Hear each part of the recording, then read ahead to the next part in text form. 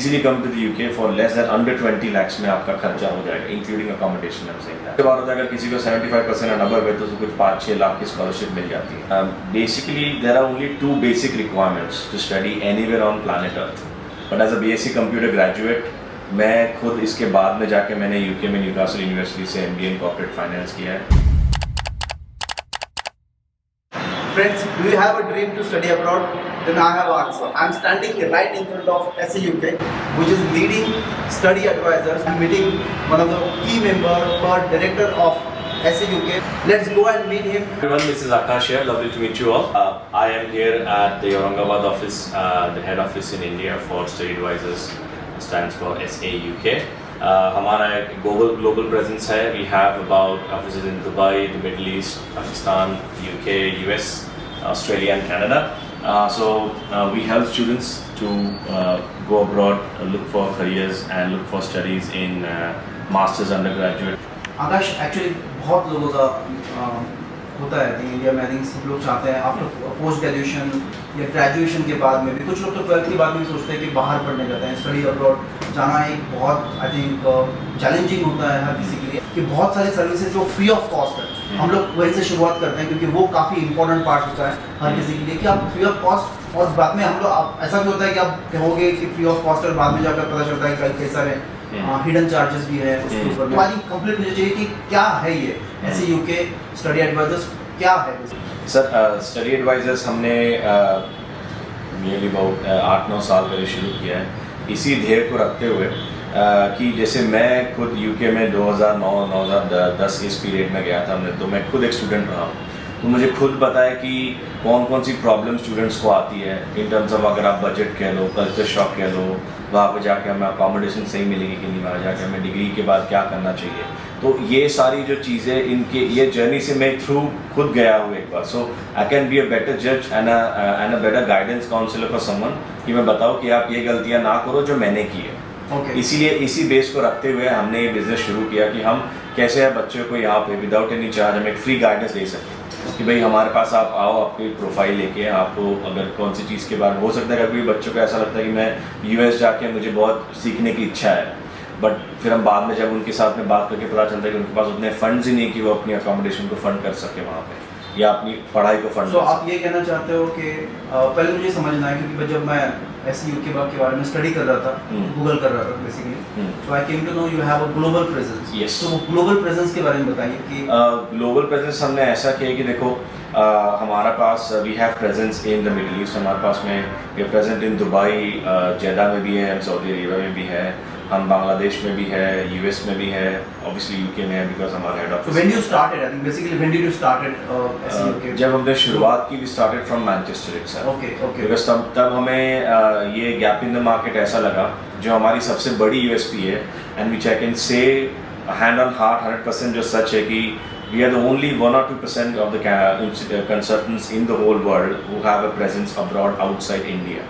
तो इसीलिए हमने ये USP को देख के हमने ये सोचा कि अगर हम लोगों को अगर फ्री गाइडेंस इंडिया में या दूसरी कंट्रीज हम दे सकें, और जो हमको जो यहाँ पर है कि हम ग्रास रूट लेवल पे उनको फैक्ट्स बता सकें कि भैया देखो एग्जैक्टली ऐसा होता है फॉरेन कंट्री में आने के बाद में, तो मुझे लगा कि ये हमारे बिजनेस के लिए आसान होगा टू कनेक्ट विद समवन. जैसे फॉर एग्जांपल कोई पेरेंट्स इंडिया से अपने बच्चे को UK भेजना चाहते पढ़ने के लिए, अब जो नॉर्मली कंसल्टेंट्स यहाँ पे होते हैं वो उनको उसी एजेंट्स उनको उसी यूनिवर्सिटीज़ में भेजेंगे जिनके साथ उनका टाई अप होगा या उनके साथ में उनका कोई कॉन्ट्रैक्ट होगा. वो अपना सिर्फ एक बिजनेस पर्सपेक्टिव देखते हैं, बट हम बच्चों को वहाँ भेजते हैं जहाँ सबसे पहले उन्हें खुद जाना है या फिर जो उनके लिए सही होगा. ठीक है फ्रेंड्स, आई थिंक काफ़ी इंपॉर्टेंट पॉइंट है ये. मेरा नेक्स्ट क्वेश्चन ये है आकाश आपके लिए कि सपोज कोई स्टूडेंट चाहता है कि वो करे, I think basically BCom background से हैं, BBA बैकग्राउंड से हैं. बहुत लोग सोचते हैं कि ऐसा कंसेप्शन है माइंड में, आई थिंक कि इंजीनियरिंग करने के बाद या MBBS करने के बाद ही बाहर जाके पढ़ सकते हो, और जो BSc ग्रेजुएट हैं या फिर BBA ग्रेजुएट्स हैं उनके लिए अपॉर्चुनिटीज़ नहीं है. तो क्या उनका कुछ ऐसा है रियलिटी में, या फिर सम अदर व्यूज भी है? तो ये बहुत ही अच्छा प्रश्न पूछा आपने मुझसे, to give you to show some light on this question. मैं खुद एक बीएससी कंप्यूटर साइंस ग्रेजुएट हूँ, ठीक है। तो मुझे पता है जो एक हमारी इंडियन मेंटालिटी होती है कि बीएससी है तो आइदर ये कोई बैंक में प्रोफेशनली नौकरी करेगा या कोई ना कोई सरकारी काम या कोई यूपीएससी वगैरह देगा। तो ये हमारी प्रेमोनिशंस होती है जो हमें सोसाइटी और हमारे घर वाले खुद हमें कंडीशन करते हैं कि बीएससी नहीं की तो आपकी ज़िंदगी कुछ काम की नहीं। But as a BSc computer graduate मैं खुद इसके बाद में जाके मैंने यूके में न्यूकासल यूनिवर्सिटी से एमबीए इन कॉर्पोरेट फाइनेंस किया है। उस टाइम पे मैंने अपने नेटवर्क्स बनाए जिसकी बदौलत मुझे बार्कलेज बैंक में कम से कम 7-8 साल मैंने नौकरी की है, which is one of the biggest banks in the world. मैंने इन्वेस्टमेंट बैंक का प्रोफेशन। सो मेरे जैसा कोई जो मिडिल क्लास बंदा है जो कंप्यूटर साइंस ग्रेजुएट लेके इन्वेस्टमेंट बैंकर सेंट्रल लंदन में जिसने 8 साल काम किया है, तो फिर आप क्यों नहीं कर सकते। और ये सब करने के बाद में मैंने सोचा कि ऐसा कुछ करना चाहिए कि as a social way to give back to the community where I come from. इसलिए मैंने बिजनेस शुरू किया कि मेरे जैसे और इंडियंस और specially people from Maharashtra whichever reasons they come from, वो क्यों नहीं आगे बढ़े, वो क्यों पीछे है। सो इसीलिए I can give myself as an example कि एक बीएससी कंप्यूटर साइंस बच्चा इन्वेस्टमेंट बैंकिंग करने के बाद भी आज एक डायरेक्टर कंपनी का बैठा है। So why can't you do that. Akash, मेरा नेक्स्ट क्वेश्चन है कि सपोज हम लोग करना भी चाहे, आई थिंक सबसे बड़ा प्रॉब्लम आता है, सपने तो बहुत देखते हैं लेकिन फंड्स बहुत इंपॉर्टेंट होता है हर जगह पर। और आई थिंक मुझे लगता है अभी तो यहाँ पर इंडिया में भी ऐसे बहुत सारे कॉलेजेस हैं जहाँ पर बहुत सारे फंड्स आई थिंक लगते हैं। आई थिंक मुझे लगता है कि 10 से 15 लाख का बजट आई थिंक बहुत कॉमन हो चुका है आजकल।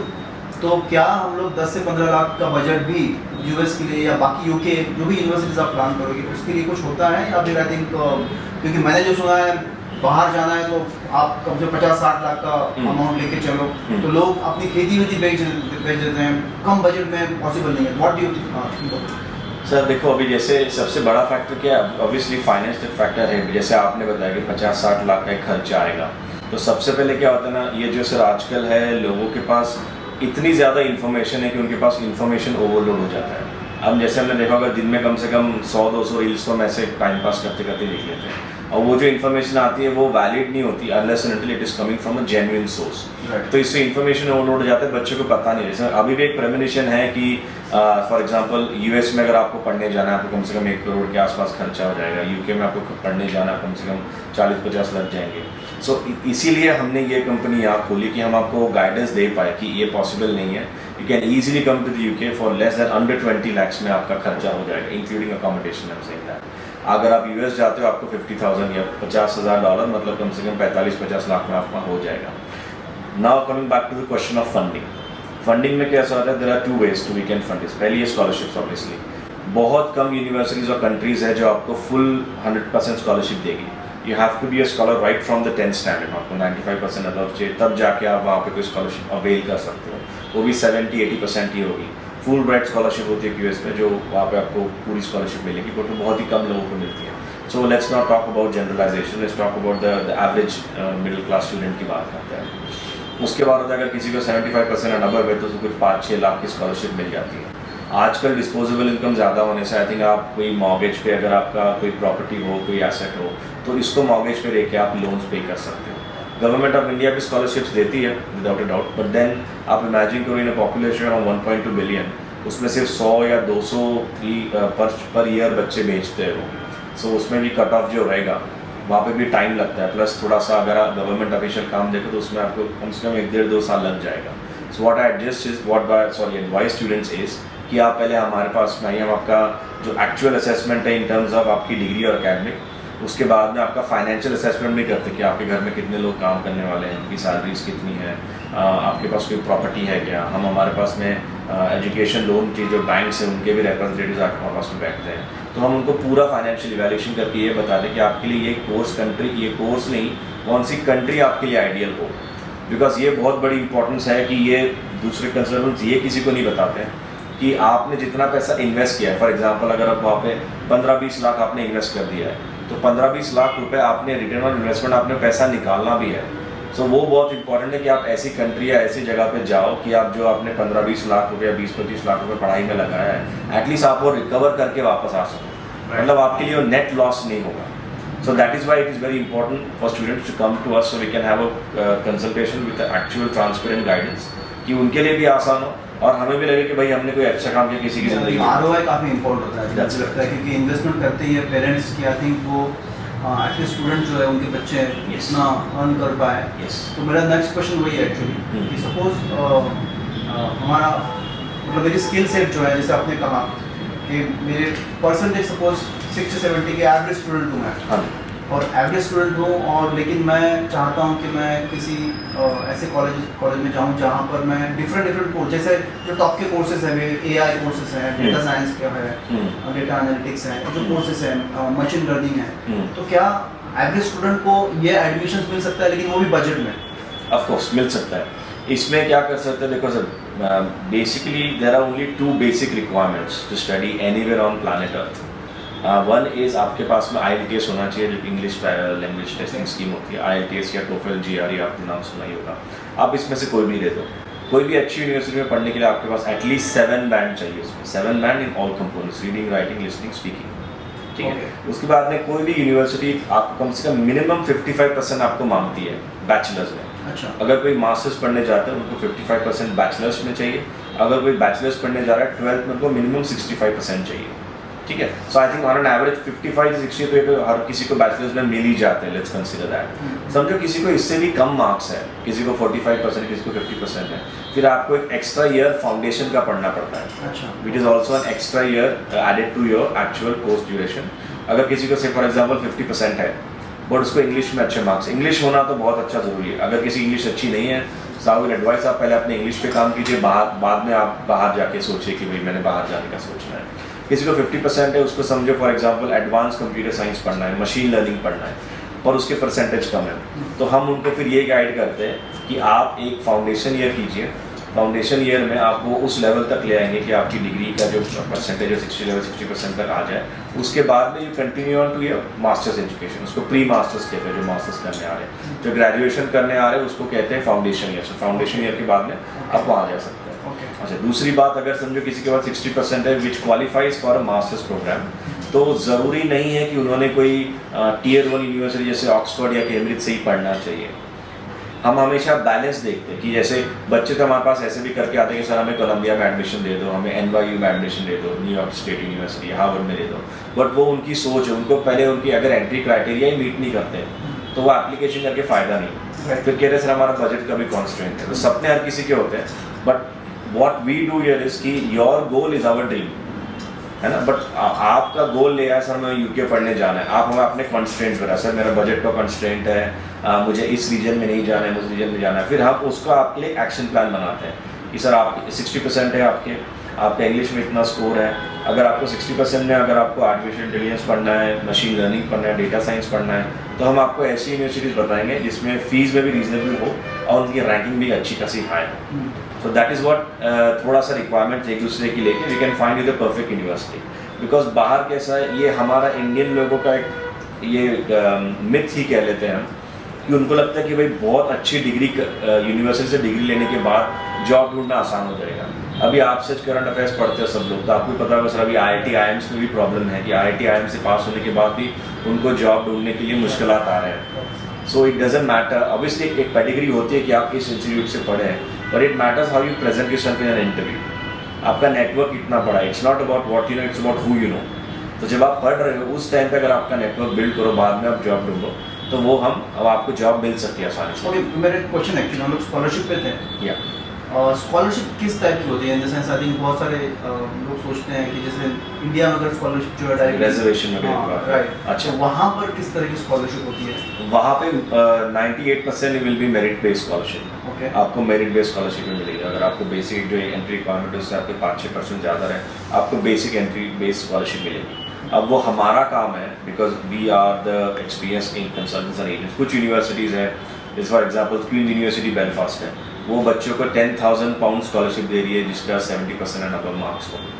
तो ये कैसे, ये हमें पता है बिकॉज सुबह शाम हमारा यही काम है। ये बच्चे को इन्फॉर्मेशन शायद से उसको ना पता बिकॉज उससे शायद से उसको वेबसाइट पे जाना पड़ेगा, ढूंढना पड़ेगा, तो हम ये बच्चे को बड़ा स्कॉलरशिप हर साल कुछ अलग अलग होती है? ये सर सितंबर और जनवरी 2 मेन इंटेक होते हैं पूरे दुनिया में। सितंबर इंटेक जो फॉल इंटेक कहता है विंटर का, उस पर मोस्टली ज़्यादा स्कॉलरशिप्स होती है, तो मोस्टली मेरिट बेस्ड होती है। या फिर ऐसे कुछ स्कॉलरशिप है, जैसे चेयरनिंग स्कॉलरशिप है, जो कॉमनवेल्थ स्कॉलरशिप है, जो India, Pakistan, Bangladesh, east Commonwealth region से आती है, उनको भी मिलती है। तो there are different scholarships. to fund your education this way. So guys, इसका मतलब ये होता है कि अगर आपको बाहर पढ़ना है, अब्रॉड जाना है पढ़ने के लिए, तो स्कॉलरशिप को समझना ज़रूरी है। और हम लोग as a beginner I think मुझे लगता है बहुत डिफिकल्ट हो जाएगा कि कौन सी स्कॉलरशिप कौन सी यूनिवर्सिटी में कितने परसेंटेज तक मिल रही है या कौन से सेशन के लिए मिल रही है। ये आई थिंक इसके लिए कंसल्टेंट ही होना चाहिए, और वो कंसल्टेंट जो आपको सही में गाइड कर पाए, आई थिंक वही मैं समझने की कोशिश कर रहा हूँ। Because I heard about this institute, और जहाँ पर मैंने समझा है कि आई थिंक सही गाइडेंस आपको मिल सकता है यहाँ पर। और स्कॉलरशिप तो इम्पोर्टेंट है हम लोगों के लिए, क्योंकि अच्छा मैंने ये भी सुना है कि वहाँ पर जाकर आपको यूनिवर्सिटी में भी आप you can work there and earn something, उसके बारे में बताइए। अभी वो स्कॉलरशिप का पार्ट नहीं होता है क्या? नहीं सर, उसमें कैसा होता है ना कि जैसे सबसे बड़ा क्वेश्चन होता है पेरेंट्स का या बच्चों का, सर हमें वहाँ जाके पार्ट टाइम जॉब्स कैसे मिलेंगे। So just to add to here a bit कि अगर आप कहीं भी जाते हो पूरे इंडिया में, जैसे आज हम फ़ोन, जैसे India is a very technologically advance country, अगर आप फ़ोन पे भी चले जाओ आपको 1000 ब्रांड मिल जाएंगे कि भाई हाँ हम आपको बाहर भेज देते हैं, आप यही ऐप पे आप डॉक्यूमेंट्स भेज दो, आपको ऑफर लेटर दिला देंगे। That is good and fast, that's good you know as an appeal कि हाँ मुझे ऑफर लेटर आ गया।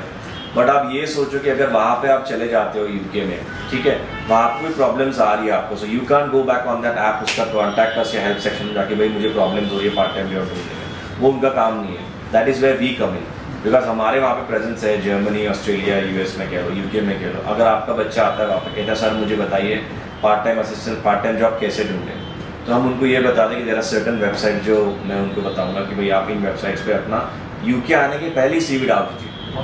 मतलब आपको तभी से जॉब के बारे में पता चलेगा कौन से मार्केट में कौन सा जॉब मिल रहा है, ठीक है। दूसरी बात क्या, बहुत सारे बच्चों को ये पता नहीं होता कि यूनिवर्सिटी के अंदर भी लाइब्रेरी कह लो, उनका स्टूडेंट यूनियन कह लो, रेस्टोरेंट्स कह लो, कैफ़ेज़ कह लो, वहाँ पे भी जॉब्स होते हैं। लाइब्रेरी में आपको सिर्फ शेल्फर का जॉब मिलेगा, किताबें उठा के बस आपने उस शेल्फ में रख देनी है।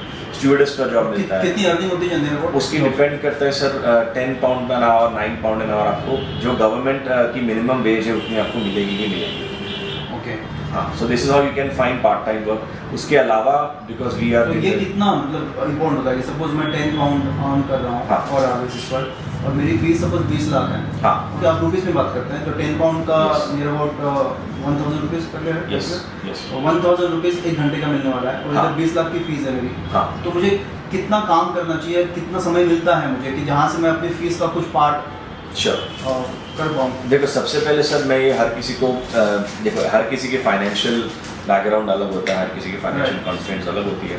तो मैं बच्चों को ये कहता हूँ कि सबसे पहले आप तो आइदर फुल फी पे करके आ जाओ, इफ़ नॉट एटलीस्ट हाफ पे करके आओ, बिकॉज आपका मेन फोकस चाहिए एजुकेशन। आपके सर पे वो स्ट्रेस नहीं चाहिए कि मैंने फ़ी पे करनी। बट इवन दैट, वैसे बच्चे भी हैं जो फ़ी पे करते हैं, तो हर यूनिवर्सिटी में, हर कंट्री में आपको ऑन एन एवरेज, अगर आप US ले लो, ऑस्ट्रेलिया ले लो, 20 to 25 आवर्स पर वीक आपको अलाउड होता है काम। अच्छा, 20-25 hours. Yes, so you can only work for this 20-25 hours per week. But ये टर्म टाइम पे, जब आपकी पढ़ाई चल रही है, जब आपकी छुट्टी आती है बीच में, जैसे क्रिसमस हो गया, ईस्टर हो गया, इस टाइम पे आप फुल टाइम काम कर सकते हैं। तो इस टाइम पे बच्चे क्या करते हैं, फिर उनके असाइनमेंट्स जल्दी कंप्लीट करके इन 1-2 महीनों में फुल टाइम काम करके, उनको फिर फुल टाइम काम करने से 1800 आवर्स पर वीक निकाल के then they make more money and then they pay their fees this way. मेरा नेक्स्ट क्वेश्चन ये है आपको, आई थिंक आकाश, कि जैसे हम लोग बात कर रहे थे पढ़ाई के बाद इम्पोर्टेंट है, आई थिंक जैसे हम लोग एजुकेशन कंप्लीट करते हैं तो आई थिंक आपने कहा कि IITs IIM में भी काम करने के बाद में there I think shortage of jobs currently in India.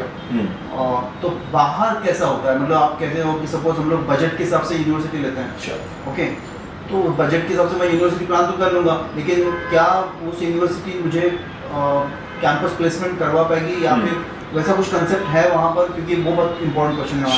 Sure sir, because देखो ये ज़्यादा इंपॉर्टेंट सर पेरेंट्स के लिए क्वेश्चन, बच्चे से ज़्यादा, because parents are the final approving authority in this, they are the ones who signing the cheques and the loan letters. तो sir सबसे पहली एक मिसकंसेप्शन सबसे बड़ा ये है कि कैंपस इंटरव्यूज जो है this is an Indian concept, there is no such thing as a campus interview abroad, ठीक है। तो वहाँ पे क्या होता है ना, हर साल करियर फेयर्स होते हैं जहाँ पे यूनिवर्सिटीज़ कंपनीज यूनिवर्सिटी में आती है जॉब्स के लिए, कि भाई वो अपना स्टॉल लगाएगी, फिर जो बच्चे इंटरेस्टेड है वो जाके अपना रेज्यूमे ड्रॉप करते हैं, ओके, ठीक है। उसमें से कुछ सिलेक्शन हुआ तो then that is where they get the jobs, okay. But इसमें हमने क्या करना है ना, सबसे बड़ा क्या होता है कि this is when I connect to students and the parents. हमारी इंडियन मेंटालिटी ऐसी है कि हम डिग्री खत्म होने के बाद में जॉब ढूंढते हैं, जो एक 7-8 महीने का पीरियड, हम उसमें डिप्रेस भी रहते कि भाई हमें जॉब नहीं लग रहा डिग्री करने के बाद भी। तो मैं बच्चे को ये बताता हूँ, यही हमारा फ़ायदा है कंसल्टेंट होने का, एक्सपीरियंस होने का, कि हमें पता है, बिकॉज मैं खुद इसके थ्रू गया हूँ तो जब मैं पढ़ रहा था as an MBA in corporate finance, मैंने उसी टाइम से जॉब्स अप्लाई शुरू कर दिए थे। मैंने ये नहीं सोचा कितनी बड़ी बैंक है, कौन कैसा है, because anyway I didn't have an immediate need of a job then, because मेरी डिग्री चल रही थी। उस टाइम पे मैं बच्चे को बोलता हूँ कि आप नेटवर्किंग शुरू करो, आप जॉब अप्लाई करना शुरू करो। सो बाय द टाइम आपकी डिग्री खत्म हो, आपके पास कम से कम 15-20 इंटरव्यूज हो जाते हैं, उसमें से आपके नेटवर्क्स भी बढ़ते हैं। तो उसके बाद इज द व्हेन जो पुराने आपके जॉब इंटरव्यूज रिजेक्ट हुए, उनसे आप नेटवर्क बढ़ा कि is there any other positions available, मैं फ्री भी काम करने के लिए तैयार हूं। इंटरव्यू से practice and practice, I think that is what you mean to say. Yes, तो पार्ट टाइम जॉब कैसा, तो पार्ट टाइम जॉब आप कोशिश करो कि आपको आपके फील्ड में ही मिले इन द फर्स्ट, अगर भले आपको फ्री मिले तो दैट्स फाइन, वर्क शैडोइंग करके एक एक्सपीरियंस ले लो।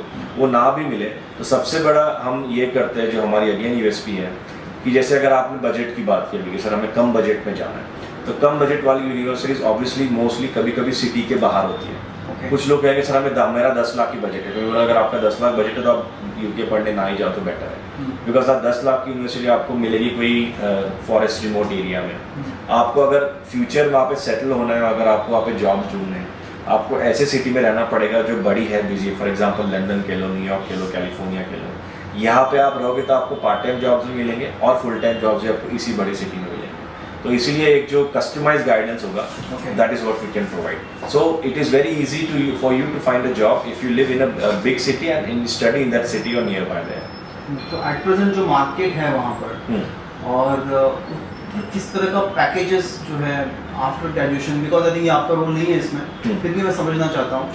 सपोज मैं कंप्लीट कर लिया 1 साल की डिग्री मेरी कंप्लीट हो चुकी है और मैं जॉब देख रहा हूँ, तो क्या पैकेजेस किस तरह के ऑफर होते हैं? आप जो एवरेज पे पैकेज की बात कर रहे हैं, एवरेज पे पैकेज, हाँ, तो it depends upon sector to sector. अभी हर कंट्री में, ये बहुत इंपॉर्टेंट है, हर कंट्री में एक स्किल शॉर्टेज लिस्ट होती है कि उस कंट्री में उस स्किल के लोगों की ज़्यादा ज़रूरत है। अब जो कनाडा के साथ में, और आपको पता है वो वहाँ पे अभी फिलहाल कोई जाना नहीं चाहता, बिकॉज वहाँ पे वो कह रहा है वहाँ पे जो लोगों की स्किल्स की ज़रूरत है, जैसे वहाँ पे डॉक्टर्स की ज़रूरत है, वहाँ पे इंजीनियर्स की ज़रूरत है, वहाँ पे लोग जो ट्रेड्समैन हैं, जो प्लम्बर्स हैं, लेकिन उनकी ज़रूरत है। बट वहाँ पे लोग कौन जा रहे हैं जिनको MBA पढ़ना है, MSc पढ़ना है, तो वहाँ पे इतना स्किल्स ड्रेन हो चुका है कि वहाँ पे अभी सैचुरेशन होने से वहाँ पे लोग ज़्यादा है, पर जो स्किल्स के लिए उनको चाहिए वहाँ पे कोई बंदे ही नहीं है। सो हम क्या, अगर एवरेज अगर आप देखिए, जैसे आप हेल्थ केयर से जा रहे हो, तो हेल्थ केयर के लिए आप वेस्टर्न वर्ल्ड में कहीं भी चले जाओ, आपको जॉब्स मिलना आसान है। एवरेज सैलरी अगर आप कनाडा, अगर आप वो रीजन ले, so about $25,000 to $30,000 is the average pay package for health care worker. अगर आप नर्स से शुरू, अगर आप डॉक्टर बन के जा रहे हो, MD वगैरह, यू अर्न अबाउट 50,000 के अबव पर ईयर। अगर आप UK आते हो, अगर आप इंजीनियर हो या कंप्यूटर साइंस बैकग्राउंड से हो, तो 28 to 35,000 पाउंड, मतलब 28 से 35 लाख रुपए के आसपास आपकी एवरेज सैलरी होगी ईयरली। तो डिपेंड करता है कौन कौन से सेक्टर से आते हो, but on an average starting entry point salary start from 28 to 32,000 pound, मतलब 28 से 30-32 लाख रुपए के आस में आपकी एवरेज सैलरी होगी। यूरोप में, UK में, आयरलैंड में, ऑस्ट्रेलिया सबसे ज़्यादा सैलरी देता है प्लानट अर्थ पे, तो उसमें आपको 35 से 40,000 के पास आपकी रेंज होगी स्टार्टिंग पॉइंट की सैलरी। मेरा क्वेश्चन था कि जैसे, क्योंकि मैं आपके क्लासरूम में विजिट कर चुका हूँ और काफ़ी अच्छी क्लासरूम थी, जहाँ पर आपने कहा था कि यहाँ पे प्रिपरेशन करते हो, किस तरह की प्रिपरेशन आप कराते हो? अच्छा, तो यहाँ पे क्या होता है ना, जब पहली बार जब सारा कंट्री और कोर्स सिलेक्शन हो जाता है, उसके बाद में हम उनको देखते हैं कि इंग्लिश प्रोफिशिएंसी कैसी है। तो IELTS तो ऑब्वियसली एक सबसे ईजीएस्ट टेस्ट है पूरे वर्ल्ड में कहीं भी पढ़ाई करने के लिए।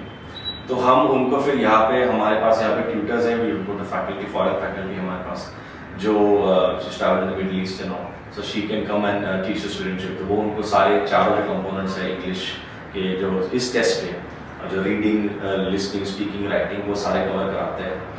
तो इसमें क्या आपको, जैसे और ये कितना समय लगता है? आई थिंक बेसिकली रफली अबाउट इसको लगता है कम से कम 40 to 60 डेज का एक पीरियड होता है। 1.5 month to 2 months का पीरियड लगेगा गाइस। अगर आप इंग्लिश में वीक हो और आपको अब्रॉड जाना है, बिकॉज IELTS में प्रोफिल इंग्लिश लैंग्वेज की एग्जाम होती है बेसिकली, और उसके लिए आपको यहाँ पर इस क्लासरूम में पढ़ाया जाएगा, सीखोगे आप, और कुछ ऐसा कुछ टेस्ट होती है, मॉक टेस्ट होती है वहाँ पर? हाँ, या फिर तो हमारे पास कैसा होता है कि ऐसे कि अगर आपको एक फॉर्मेट बताऊँ मैं, तो हमारे पास में कम से कम हम 8 से 10 मॉक टेस्ट कराते हैं बच्चे के। जब तक जैसे हमें पता है इस बच्चे को IELTS में 7 बैंड चाहिए, US में किसी यूनिवर्सिटी चाहिए, ऑस्ट्रेलिया किसी यूनिवर्सिटी में 7 बैंड के सिवा एडमिशन नहीं मिली, तो हम बच्चे को तब तक टेस्ट बुक करने नहीं लगा रहे जब तक उसको मॉक में 7.5 से आसपास ना आ रहे। तब जाके उसको 7 बैंड मिलेगा। अब उसको 2 महीने लग जाए, 3 महीने लग जाए, okay that's not a problem, we only charge once. So बच्चा 2-3 महीने भी ले ले, बट टिल जब उसके मॉक्स में जब तक आती नहीं है कंसिडरेबल बैंड, तब तक हम उनको टेस्ट देने को नहीं लगाते, because it's a waste of time and money for them as well as us. और कितना फीस होता है? वी चार्ज अबाउट, जैसे हमारा ट्रेनिंग का फी है 10,000, Okay. आईएलटीएस का I think guys 10,000 बहुत आई थिंक कम फीस होती है। मैंने सुना नहीं 10,000 में कि आपको जो है इसी तरह के एग्जाम के लिए प्रिपेयर किया जाता है। बेसिकली 10,000 रुपये तो आई थिंक स्कूल के जहाँ पर आप मैथ्स की टीचिंग कोचिंग कराते हैं वहाँ पर भी नहीं होती है। लेकिन मुझे समझना था कि जो फीस आप बात कर रहे हो एग्जामिनेशन की फीस वो कितनी होती है? एग्जाम की फी डिफर करती है, जैसे आईएलटीएस की अगर आप देखो तो उसकी होती है 17,000 उसकी फीस होती है। TOEFL is about 18,000, Pearson is about, मतलब everything less than 15 से 20. How frequently I think suppose मैं clear नहीं कर पा रहा सेकंड में तो you can give an IELTS in a week's time again. Okay. ठीक है, मतलब आप एक अटेम्प्ट कर लिया, रिजल्ट बिकॉज रिजल्ट आने में कम से कम 1-2 वीक्स लग जाते हैं, उसके बाद आप अटेम्प्ट कर सकते हो। Okay. Also I wanted to bring one point into clarity sir कि IELTS के अलावा भी जैसे कुछ बच्चे इनको 12th स्टैंडर्ड में इंग्लिश में 75 एंड अबव हो, उनको वेवर मिल जाता है, उनको IELTS देने की जरूरत नहीं पड़ती। सर थोड़ा पास कर देना, अगर आवाज नहीं आ रही, ठीक है? There are certain universities in the UK जो अगर बच्चों को 12th में 70% एंड अबव रहे तो उन्हें विदाउट IELTS भी वो ऑफर लेटर दे देते हैं। अच्छा, ओके। हाँ, बिकॉज इससे मतलब इनका ये दर्शाने का मतलब है कि तुम अगर अच्छी यूनिवर्सिटी या कॉलेज से पढ़े हो और तुम्हें 75% अबव इंग्लिश में आ रहा है तो तुम्हें IELTS देने की जरूरत है, प्रीटी मच इलस्ट्रेट्स कि आपके पास में अच्छी इंग्लिश प्रोफिशिएंसी कैपेबिलिटी है। तो ऐसे भी हमारे पास बच्चे हैं जिनके पास 85-90 है। अच्छा, मैंने ये भी सुना है कि वीजा के वक्त में आई थिंक वो टेस्ट करते हैं इंग्लिश लैंग्वेज, ऐसा कुछ होता है? नहीं, इट ऑल डिपेंड्स अपॉन आपका कॉन्फिडेंस कैसा है। मतलब अगर आप यूके या यूएस या ऑस्ट्रेलिया बहुत बार ऐसा होता है कि आप एग्जाम क्लियर कर लेते हो लेकिन वीजा जो है वो क्लियर नहीं हो पा रहा है। तो मैं समझना चाह रहा हूँ, उस पॉइंट पे लेके आ रहा हूँ सर को कि वीजा में क्या होता है बेसिकली, क्योंकि बहुत लोग डर भी जाते हैं वीजा के पहले, वो उस पर थोड़ा सा फोकस कीजिए। सर वीजा में आजकल जो स्टूडेंट वीजाज है 85-90% चांस वहाँ पे इंटरव्यूज नहीं होते, और इट्स बिकॉज ये जो इंटरव्यूज होते हैं इन्होंने ये काम यूनिवर्सिटीज को शिफ्ट कर अच्छा, ओके। तो अभी वो क्या करते हैं कि यूनिवर्सिटी से पहले बच्चे का क्रेडिबिलिटी इंटरव्यू कहते हैं उसको, कि they check whether student is credible enough to come and study in the US, UK, Australia not. जब तक वो यूनिवर्सिटी वहाँ से ग्रीन फ्लैग नहीं देती तब तक उसको वीजा नहीं मिल सकता यहाँ पे, तो यूनिवर्सिटी पहले इंटरव्यू ले लेती है। So you don't need to worry about the visa interview कुछ होगा, unless until something very once in a blue moon, जैसे आपके पास कोई पहले किसी कंट्री का वीजा रिजेक्शन हो तो वो आपको पूछेंगे कि भाई आप फिर से क्यों अप्लाई कर जाते हो ऑलरेडी। तो it is very one of those once in a blue moon, कोई स्पेशल केसेस में आपको वीजा इंटरव्यू करना होता है। सो एजुकेशन वीजा मिल जाता है? Education visa is the easiest visa. Percentage में बताइए। We have a 99% I would say close to 100% visa. Okay, great guys. तो 100% क्लोज टू 100% कहा है सर ने, तो आई थिंक सबको वीजा मिल सकता है यहाँ पर।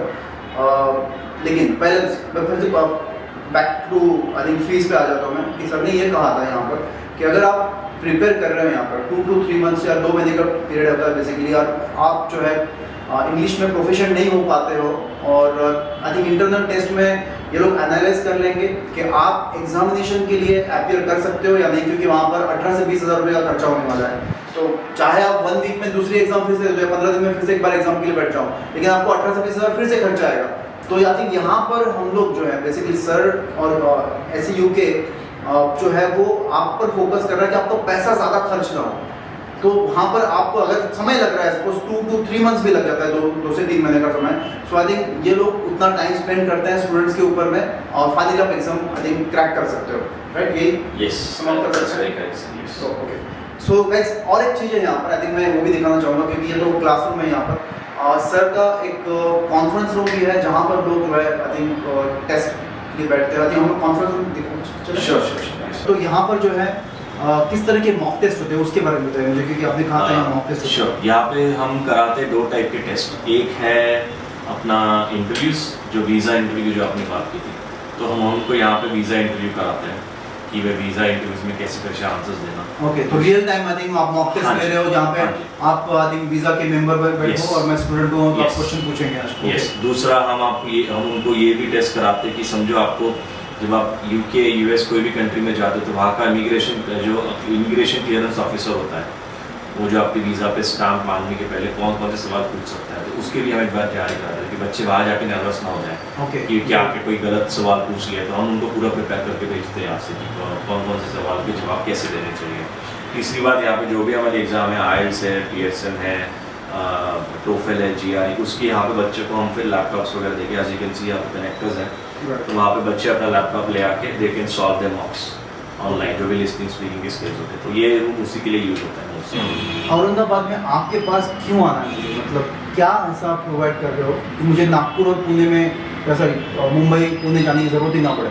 श्योर सर, सबसे पहली बात तो ये एक कनेक्टिंग फैक्टर है कि मैं खुद विदर्भ से हूँ। अच्छा, okay. So as a son of the soil it is easier for me to connect with someone from Vidarbha, right. ठीक है, ये सबसे बड़ा फैक्टर है। दूसरा फैक्टर ये है कि मैं खुद यहाँ से पढ़ के गया तो मुझे पूरी जर्नी पता है कि वहाँ जाके क्या होना है। अब जो ये बिजनेस में सर अभी हज़ारों लोग हैं, जस्ट नॉट मी, बट वो सारे बेस यहाँ पे है इंडिया में। जैसे हमारा मुंबई में भी हमारे 2 ऑफिसेज है। If you are from Mumbai, please feel free to go to the Mumbai office.